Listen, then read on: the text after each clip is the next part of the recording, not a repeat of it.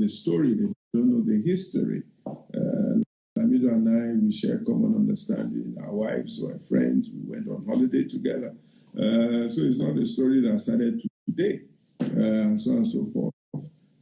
So this is the issue. This is what our leaders were trying to do with Nigeria at that time, creating a Nigeria where there was unity, common bond, common understanding, and creating an effort to lift up Nigeria together and make Nigeria what it really should be. And that's really what we want to come back to Nigeria. You know, the first thing we want to do in Nigeria is to change the mindset, to change the thinking, to detribalize Nigeria, okay? To let Nigeria know that the wholeness of Nigeria is greater, is worth dying for. So the first thing we need to do is to reorientate and to rethink the average Nigerian. The second thing we need to do is to build our values on a family by family basis. The reason why I'm what I am to a large extent is because of what my parents taught me as the first basis. Okay? Whose son are you? This is the right, this is wrong, this is truth, this is false. You must be a good person. We must go back to those family values because it is the family that produces the society and the society that produces the leaders. Most of what we see as leadership failure is really a failure of family values that produce the kind of leaders that we have. People that don't fear God, people that take of power and not for the sake of the people. Jesus Christ says those who are going to be leaders must be ministers. And the word minister means servant. A leader is a servant to serve the people, to make sure that the people prosper, to make sure that the people do well, to make sure that the people have good health, the people have agriculture, they have food, they are protected, their interests are protected. That's what a leader is supposed to do, not to lord it over his people. And this is what we need to do, to reorientate the Nigerian, to bring back values into family, to educate the Nigerians. Why should we have 12 million children out of school in 2020? Vanguard, a champion, a course to educate every single Nigerian so that they can think for themselves, so that they can decide what they want to do. And not just educate them, give them education that will make them productive in the future. Technical education where needed, creative education where needed, so that every man can look after himself and not be a liability to society. Okay, so that is the education that we want to give Nigerians, and to create an environment for us. Good roads, good infrastructure, safety, security, opportunity to harness all the resources that God has put into this country. And that's not a big deal. Oil should not be so dominant and so fearful that we don't create an environment where we can harvest bitumen. And the reason why you don't harvest bitumen today is because of resource control and because of the sharing, because the people in whose ground bitumen is being grown are not encouraged to harvest the bitumen because they are saying to themselves, I harvest the bitumen, federal government will take everything, and then I've wasted my effort. So why doesn't federal government reverse that? Okay, the bitumen, the oil is yours. Okay, harvest it, produce it, give federal government a share of it to run the federal government, give all our resources, all our gold, all our timber to come out of the ground like we used to do when we were in regions. Okay, cocoa belonged to where cocoa was grown, oil belonged to where oil was grown, palm kernel belonged to where palm kernel was grown, cotton belonged to where cotton was grown. They had marketing boards that encouraged farmers to grow and harvest these things, and the marketing board will buy this resource from you, add their own profit, and sell it to the world. So it was that profit that Awolowo and Co were using to run government. why can't we go back to that? Even in California,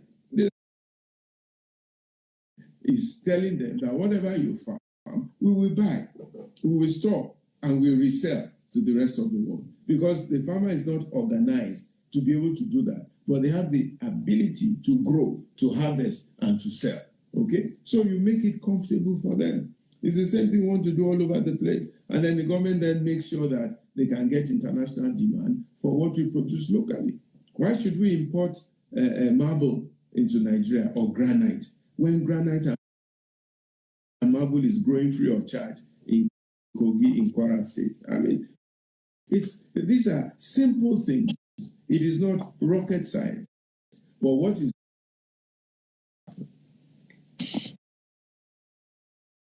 I think the first step towards the solution to our problems is in the selection of leaders.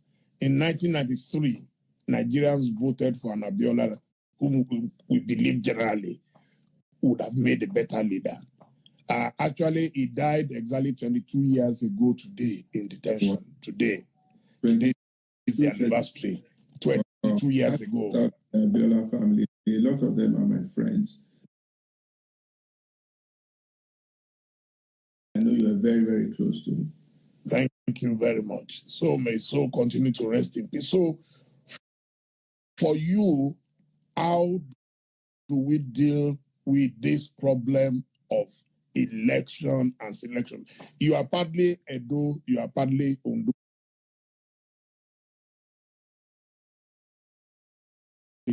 On television, that they are going to cage Wike over.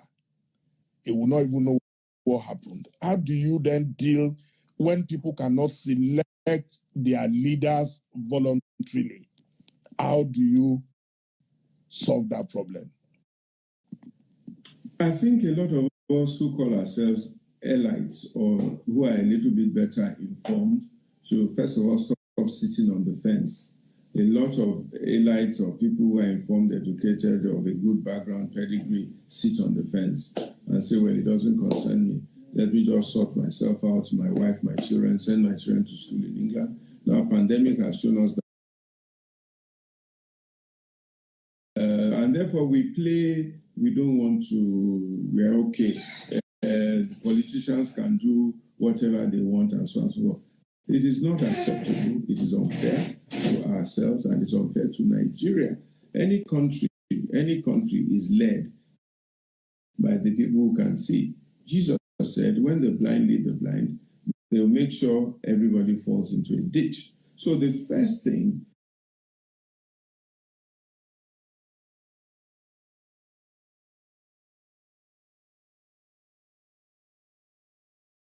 they should get involved sacrificially because Nigeria is worth sacrificing for. The Bible says it was the people that gathered together to make David king. The people gathered together to make Saul king. The people gathered together to make Jeroboam king. The people must gather together. We have evaluated you. We have looked at your CV. We have looked at your credentials. We've looked at how you manage Ovation or whatever it is. And we have decided that you have the competence to do what we want and be honest about it. It's not a question of, I want to be your leader, therefore accept me.